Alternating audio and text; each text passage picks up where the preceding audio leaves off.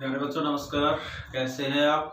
आशा करता हूं कि आप कुशल पूर्वक होंगे और ईश्वर से मैं प्रार्थना करता हूं कि आप और आपका परिवार हमेशा सुखी रहे, समृद्ध रहे और स्वस्थ रहे। प्यारे बच्चों, आपका जो कल लेसन हमने आपको पढ़ाया था, जो एग्जीक्यूटिव था, जिसमें प्रेसिडेंट और प्राइम मिनिस्टर के बारे में आपको बताया कि उनका अपॉइंटमेंट कैसे होता है, उनके पास क्या क्या पावर्स होती है, वो कल तक हम आपको बता चुके हैं। आज आपका नया चैप्टर शुरू होता है जिसका नाम है लेजिस्लेचर। अब ये लेजिस्लेचर के बारे में आपको हम बताएंगे, क्योंकि जो गवर्नमेंट के जो ऑर्गन्स होते हैं, सरकार के जो 3 अंग होते हैं, उनमें से पहले जो अंग है, फर्स्ट अंग वो लेजिस्लेचर है, दूसरा एग्जीक्यूटिव, तीसरा जुडिशरी है। तो एग्जीक्यूटिव के बारे में हम पढ़ चुके हैं। अब जो लेजिस्लेचर है, इसका जो काम होता है वो कानून बनाने का होता है, लॉ मेकिंग का काम इसका होता है, कानून बनाना होता है। तो सबसे पहले लेजिस्लेचर, हमारे देश के अंदर जो सुप्रीम लॉ मेकिंग बॉडी है वो पार्लियामेंट है। तो आज हम उसी लेजिस्लेचर या पार्लियामेंट के बारे में पढ़ेंगे कि पार्लियामेंट होती क्या है, पार्लियामेंट के कितने कैमरे, कितने सदन होते हैं, पार्लियामेंट में मान लो कौन कौन से हाउसेज होते हैं, किस तरह से बनते हैं, आर्टिकल में ये संविधान के अंदर, कॉन्स्टिट्यूशन के अंदर इसमें कहाँ पर इसको वर्णन किया गया है। तो वो सारी बातें आज हम लेजिस्लेचर या पार्लियामेंट के बारे में जानेंगे। तो देखिए, इसके अंदर द यूनियन लेजिस्लेचर और द पार्लिया, या तो हम यूनियन लेजिस्लेचर कह सकते हैं, उसको हम पार्लियामेंट कह सकते हैं, of India is a bicameral legislature. ये द्विसदनात्मक होती है, लेजिस्लेचर होता है, ये विधायिका है, कानून बनाने वाली है, ये बाइकैमरल होती है। देखो, इंडियन जो पार्लियामेंट है, भारतीय जो संसद है, वो बाइकैमरल है, द्विसदनात्मक है, अकॉर्डिंग टू आर्टिकल 79। देखिए, संविधान के अनुच्छेद 79 में of the constitution there shall be a parliament for the union. अब भारत क्या है? India is a union of state, Bharat राज्यों का संघ है।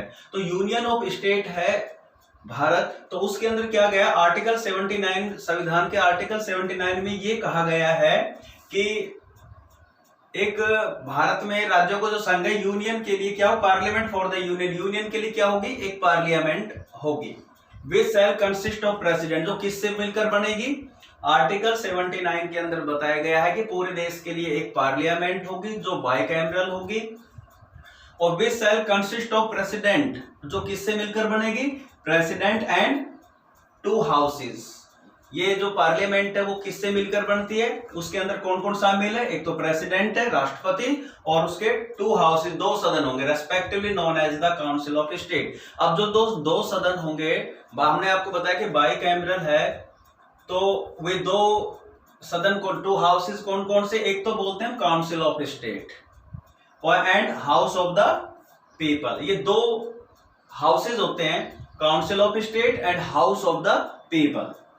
अब काउंसिल ऑफ स्टेट और the Rajya Sabha, council of state को हम क्या कहेंगे? राज्यसभा कहते हैं। काउंसिल ऑफ स्टेट को Rajya Sabha is the upper house, इसको हम उच्च सदन कहते हैं, ऑफ द पार्लियामेंट। पार्लियामेंट का उच्च सदन होता है। It can have at the most 250 members in it, इसमें अधिकतम 250 सदस्य हो सकते हैं। फिर दोबारा मैं इसको रिवाइज करा रहा हूं, आपको ध्यान दीजिए।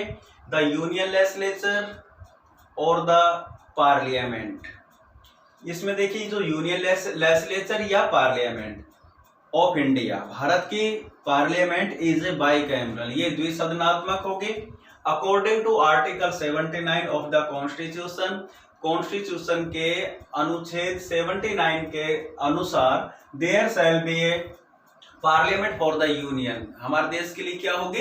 एक पार्लियामेंट होगी, विच शैल कंसिस्ट ऑफ, जो किससे मिलकर बनेगी? प्रेसिडेंट एंड 2 हाउसेस से, जो प्रेसिडेंट और 2 हाउसेस से मिलकर बनेगी। आगे 2 हाउसेस कौन से? Known as the council of state, एक तो कौन सा हो गया? Council of state, and the house of the people. अब जो काउंसिल ऑफ स्टेट है, इसको हम राज्यसभा कहते हैं, और हाउस ऑफ द पीपल को लोकसभा कहते हैं। Known as the council of state and the house of the people, council of state और the Rajya Sabha. Council of state को हम क्या कहेंगे? Rajya Sabha is the upper house, और इसको हम अपर हाउस भी कहते हैं। देखिए, कहीं कॉन्स्टिट्यूशन के अंदर ये लिखा नहीं होता है अपर हाउस और लोअर हाउस, कहीं भी लिखा नहीं होता है। कॉन्स्टिट्यूशन के अंदर राज्यसभा के लिए लिखा होगा हाउस ऑफ द, ये काउंसिल ऑफ स्टेट, और लोकसभा के लिए लिखा होता हाउस ऑफ द पीपल। ये लोगों का घर है और ये राज्यों का है, राज्यों की काउंसिल है, परिषद है ये राज्यसभा। तो upper house of the parliament और जो राज्यसभा है it can have at most 250 member, Rajya Sabha के अंदर अधिकतम सदस्य 250 हो सकते हैं। दिस इज ए परमानेंट, जो राज्यसभा है वो परमानेंट हाउस है। अब उसमें क्या 1/3 ऑफ इट्स मेंबर, राज्यसभा के बारे में बता रहे हैं, 1/3 of its member retire after every 2 years. Rajya Sabha ये परमानेंट हाउस है, आपको अभी बताया कि जो राज्यसभा वो परमानेंट हाउस है। क्यों परमानेंट हाउस है?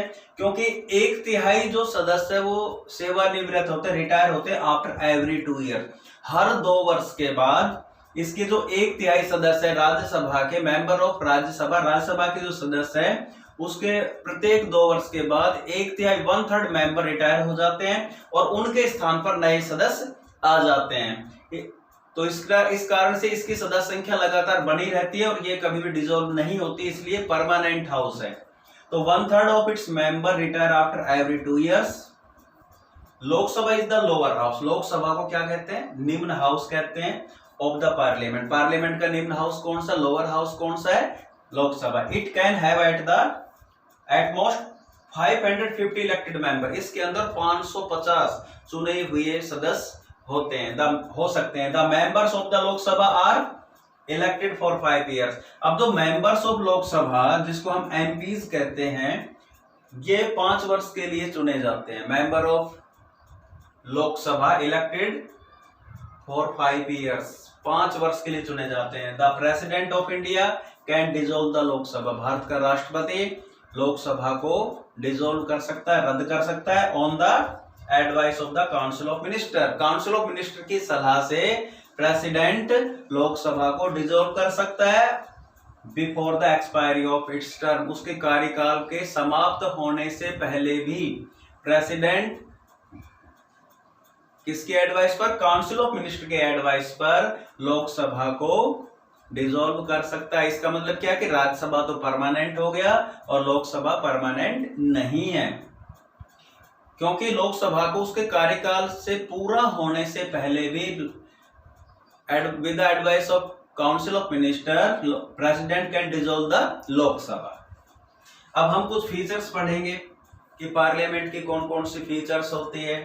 हमारी जो संसद है इंडियन पार्लियामेंट है उसकी विशेषताएं क्या है। तो सबसे पहले आप देखेंगे Indian parliament is bicameral legislature. अभी हमने आपको बताया था कि भारतीय जो पार्लियामेंट है वो द्विसदनात्मक लेजिस्लेचर है, विधायिका है। अब इसमें बाइकैमरल कौन कौन द्विसदनात्मक है? एक लोकसभा होती है, एक राज्यसभा होती है। तो ये इंडियन पार्लियामेंट की फीचर है कि Indian parliament is bicameral legislature, first feature होगी। Second, upper house of the parliament is permanent. इसकी फीचर है पार्लियामेंट की, पार्लियामेंट का जो अपर हाउस है that is the Rajya Sabha is a permanent house, वो परमानेंट हाउस है, वो एक स्थायी सदन है। तो upper house of the parliament is permanent. Third, lower house of the parliament can be dissolve, अभी आपको बताया।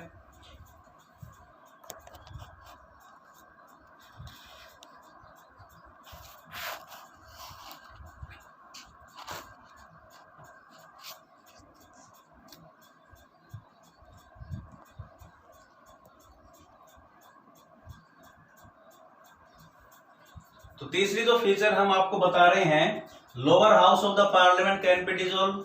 लोकसभा का जो दूसरा सदन है जिसको हम निम्न सदन कहते हैं लोकसभा, उसको डिसॉल्व किया जा सकता है बिफोर इट्स एक्सपायरी टर्म, उसके कार्यकाल के समाप्त होने से पहले उसको डिसॉल्व किया जा सकता है। फोर्थ इसके फीचर है the membership of both house is not equal. देखिए दोनों ही सदन का मेंबर बनने के लिए जो क्वालिफिकेशन है वो अलग अलग होती है। जैसे लोकसभा के लिए एज 25 ईयर्स होनी चाहिए, जबकि राज्यसभा के लिए 30 ईयर्स होने चाहिए। तो the membership of both house is not equal, जो सदस्यता दोनों सदनों के लिए एक समान नहीं है। फिफ्थ इसकी फीचर है parliament is the supreme law making body in India. जो पार्लियामेंट है भारत में कानून बनाने वाली सबसे बड़ी संस्था है, इससे ऊपर कोई भी नहीं है। तो parliament is the supreme law making body of India. Next, powers of the both the houses are not equal. दोनों ही सदनों की पावर इक्वल नहीं है, एक समान नहीं है। ध्यान दीजिए, लोकसभा के पास ज्यादा पावर है, राज्यसभा के पास पावर कम है। इनकी पावर का डिस्ट्रीब्यूशन अलग अलग तरीके से, लोकसभा का अपना अलग काम है, राज्यसभा का अलग काम होता है। तो Lok Sabha is more powerful than Rajya Sabha. तो लोकसभा ज्यादा पावरफुल है किससे? राज्यसभा से। जैसे मनी मैटर है, मनी बिल केवल लोकसभा में पास हो सकता है, राज्यसभा उसको केवल 14 दिन के लिए अपने पास रख सकती है, उसमें देरी कर सकती, डिले कर सकती है। तो लोकसभा के पास पावर ज्यादा है जबकि राज्यसभा के पास पावर कम है। तो ये इंडियन पार्लियामेंट के बारे में हमने आपको बताया। नेक्स्ट जो लेसन होगा उसमें हम आपको बताएंगे कि पार्लियामेंट के कौन कौन से फंक्शन होते हैं, उसके बारे में आपको बताएंगे। आज जो ये क्वेश्चन दिए हैं इनको वीडियो को देखते हुए आपको इंडियन पार्लियामेंट को अच्छी तरह से समझना है कि पार्लियामेंट क्या है, उसके क्या फीचर्स है, पार्लियामेंट में कितने सदन होते हैं, कौन सा सदन परमानेंट है, कौन सा अस्थायी है, कौन सा स्थायी, कितने मेंबर्स इसमें हो सकते हैं, किसको क्या नाम दिया गया है, पार्लियामेंट किससे बनती है, ये सारे के सारे क्वेश्चन इसके अंदर है। इसको अच्छी तरह से आप समझिए। अपने यदि आपने फेयर नोटबुक में नहीं किया तो इसको अपनी फेयर नोटबुक में कीजिए और कर मेरे व्हाट्सएप नंबर पर अवश्य सेंड करें। Thank you.